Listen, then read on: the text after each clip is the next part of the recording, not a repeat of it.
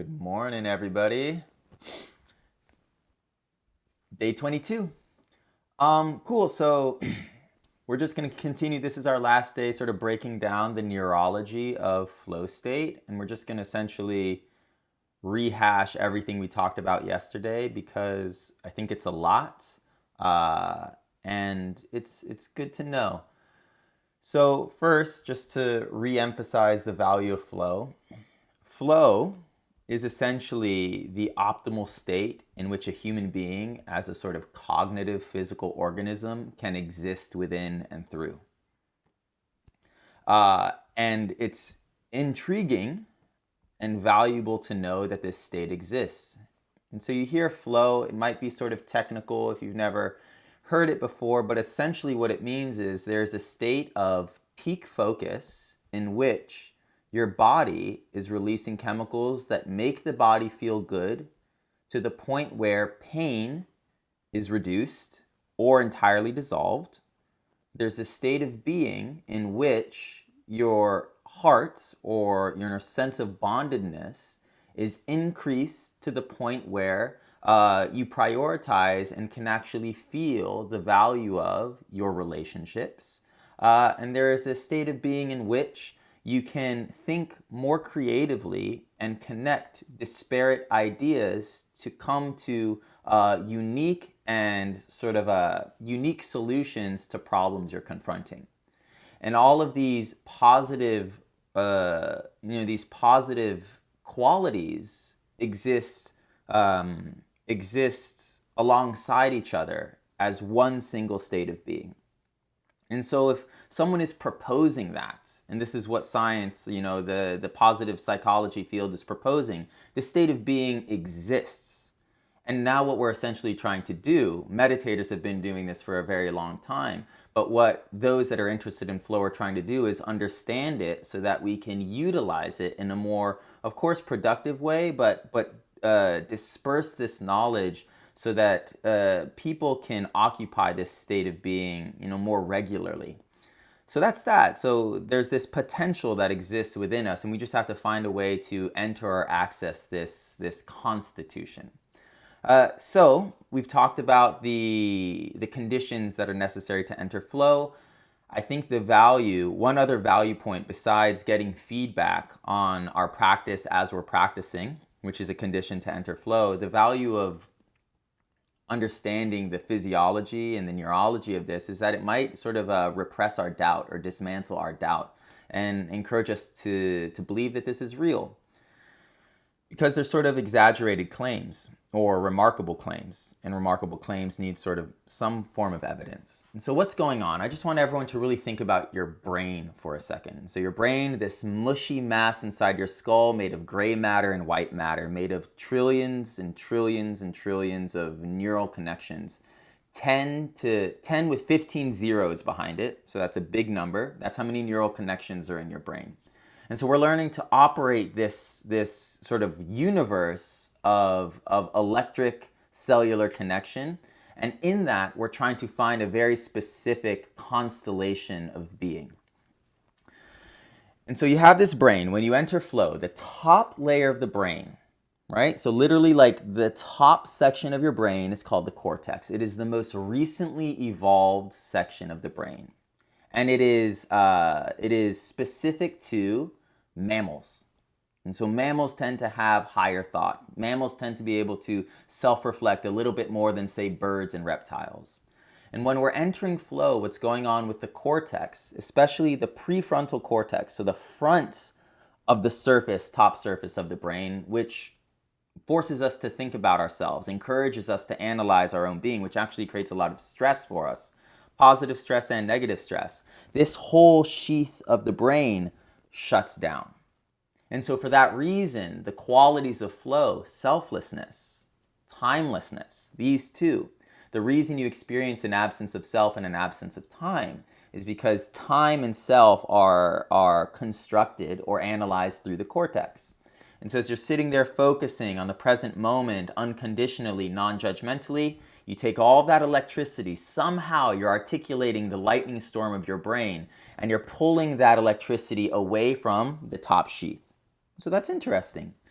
Uh, as you do this, you start to process through the subconscious. You start to process through the limbic system, which is literally sort of the center space of the brain, and the brainstem, the lower section of the brain. The brain is fairly simple in terms of its evolutionary process. Most recent on top, sort of second most recent in the middle, and oldest at the bottom. And so what this means is you're processing information from more ancient sections of the brain, and the brain can process this information more quickly. And so this is the value of the subconscious. We think about our errands, we think about our relationships, we think about the immediate problems in our lives, usually work related or financially related, or our personal goals, but they're all sort of oriented towards modern life. But what about the fact that I'm governing how my heart is beating? What's governing the metabolism of my cells? What's governing the digestion, going on in my stomach and in my intestines? What's going on with my respiration? What's going on with how I perspire? What's governing all of that? That's the subconscious, and the subconscious can process information, a lot more information, a lot faster than our prefrontal or our cortex.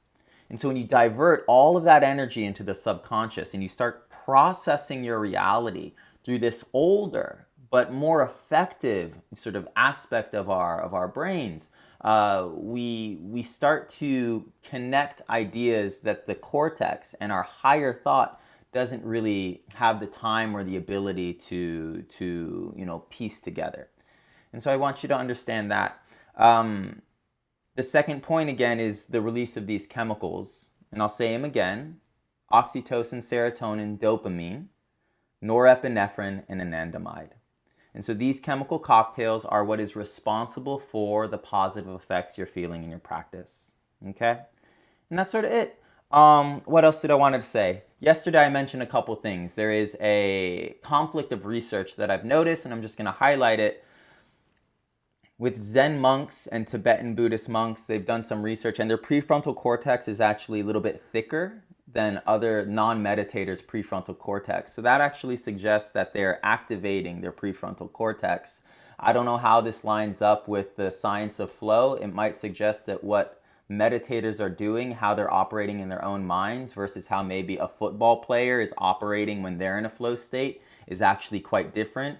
I imagine it's because when a football player is in flow and they're not thinking about themselves, they're running down the field, monitoring the other team members and how they're going to tackle them, how they're going to avoid the obstacles that these players are creating. That's what a football player gets into flow with. But a meditator gets into flow by observing themselves, by observing their raw I-ness. And that is completely correlated to the prefrontal cortex.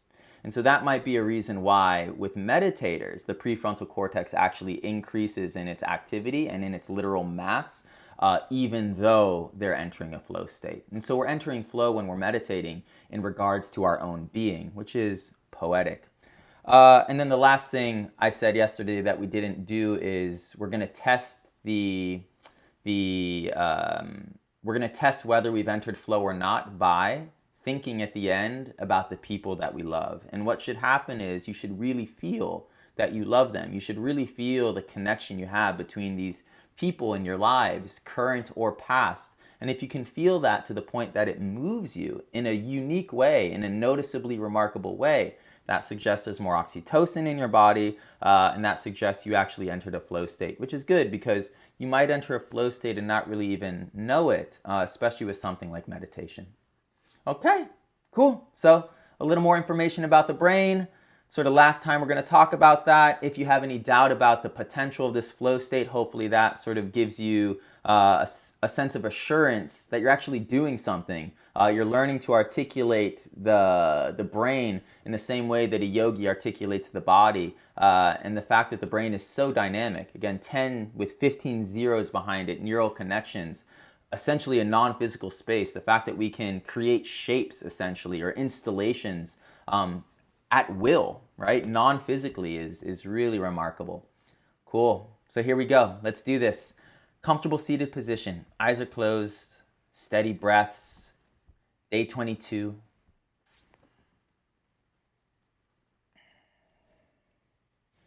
And right off the bat, slow down. You're connected to the present moment on purpose, non-judgmentally.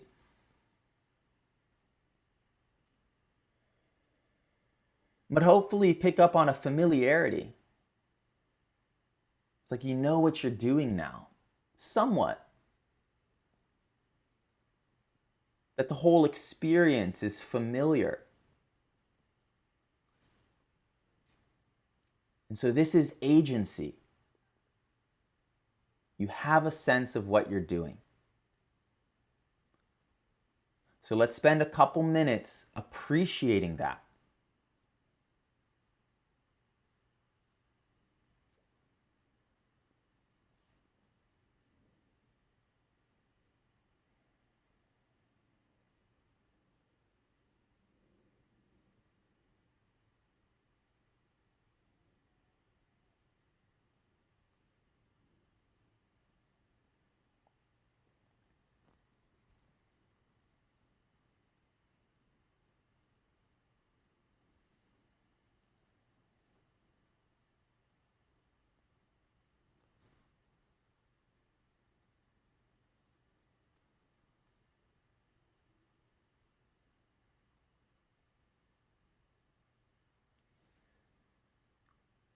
Flow is an optimal state of psychological, neurological, and physiological constitution. It is a state that permits peak performance in any task. When the task is football, you perform at peak with football. When the task is playing the guitar, you play the guitar as best as you possibly can. But in regards to meditation, what you are performing is your being. What you are performing is your intrinsic nature. You experience yourself at full potential, but you're not doing anything. You experience existence and the now at its peak expression. That is the uniqueness of entering flow with meditation. And that is why meditation has been pushed through century after century after century as a legendary experience. Something that no sport or no hobby has ever touched. Slow down the breath.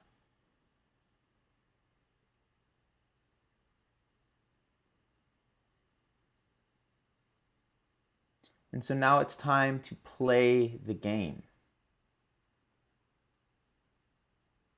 The game is, as you know, pay attention to the present moment on purpose. Through the sensory experience, listen. And listen well to one thing or everything, but just listen right now.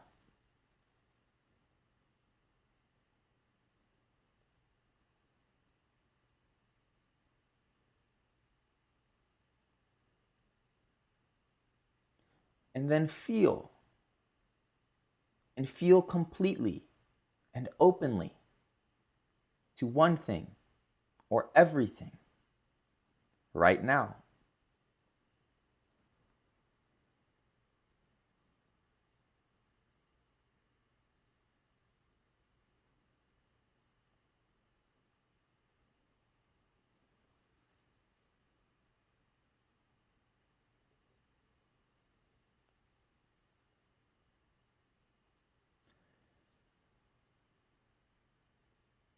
Your thoughts can't take you away from this moment. Your thoughts only come into this moment. You are unchanging. You are here. With these thoughts or those thoughts. So if you start to think of work, if you start to think of your practice while in practice, it is only an additional layer to what you are hearing and what you are feeling.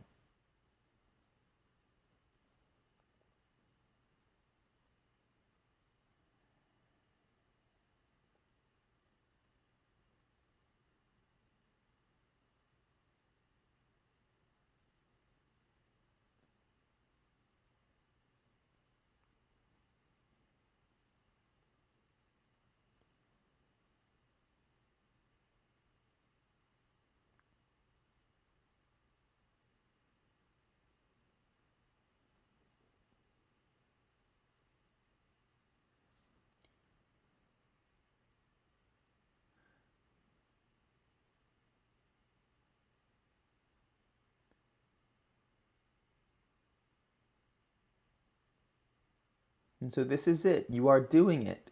Know that. This is your agency.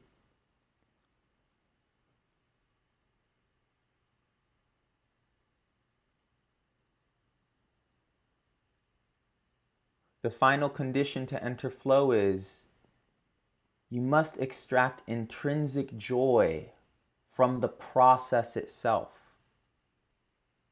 There is no nirvana. There is no moment elsewhere. This is it. Be happy that you're here, doing this.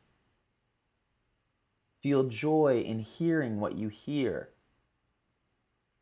Be inspired, feeling what you feel. Every breath is a step deeper into this happiness.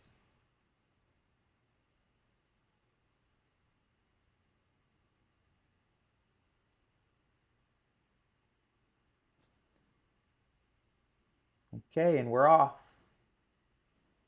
About 13 minutes on your own.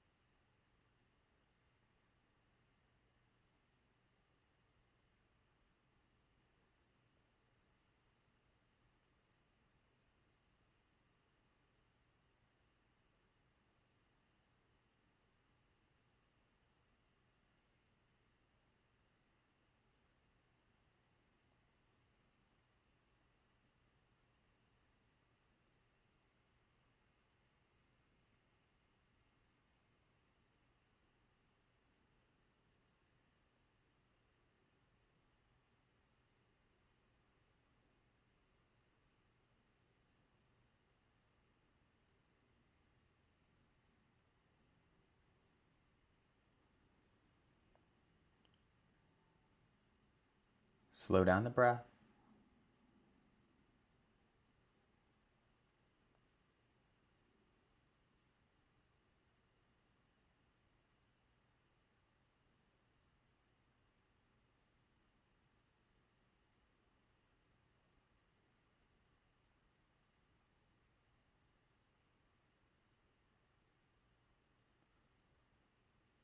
Flow is a peak state of human performance.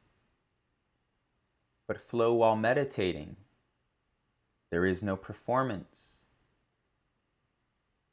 It is a peak state of human being, a peak state of human existence.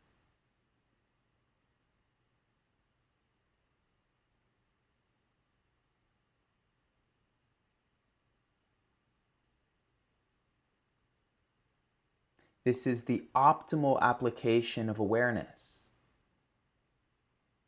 Openly perceive the world, openly perceive the now.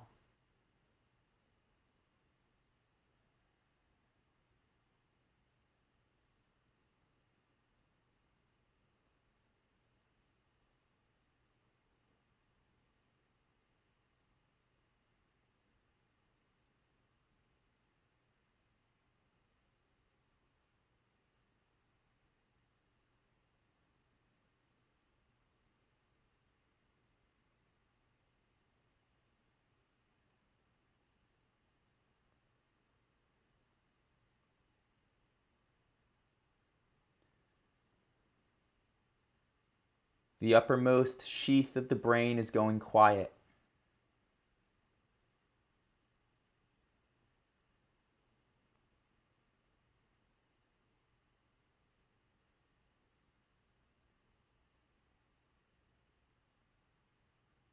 And the electric activity of the brain is descending into the middle and lowest sections of the organ.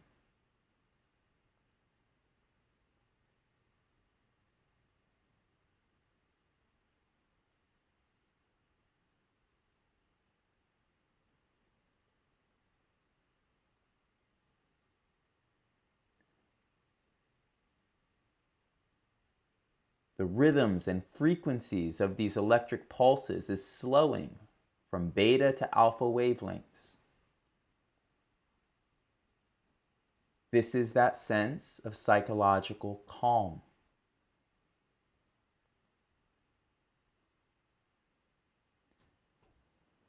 And now you are processing the data that flows into you from the now without thinking about it.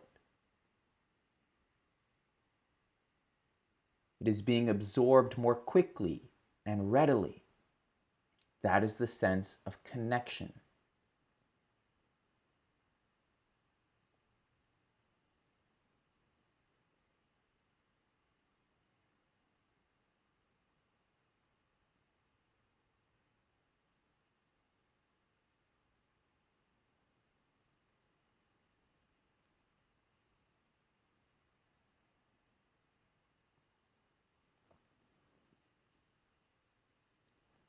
And now, from the heart of this moment,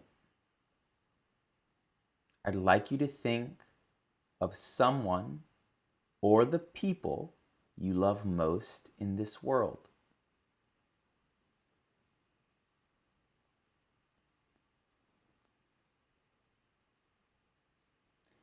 And if you can feel that love, you can feel that bond and that significance in a remarkable way, uniquely intense,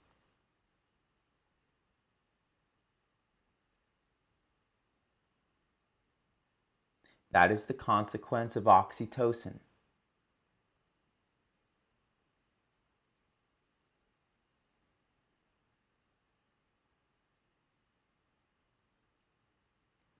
And that is evidence of some degree of flow, some degree of peak existence.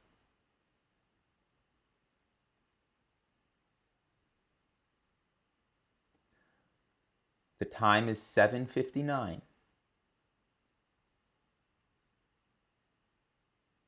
Give yourself 2 minutes. Give yourself 5 minutes.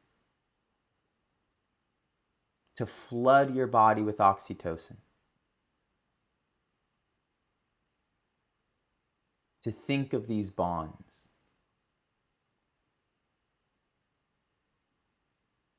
Stay in your practice, end on your own. As always, excellent work.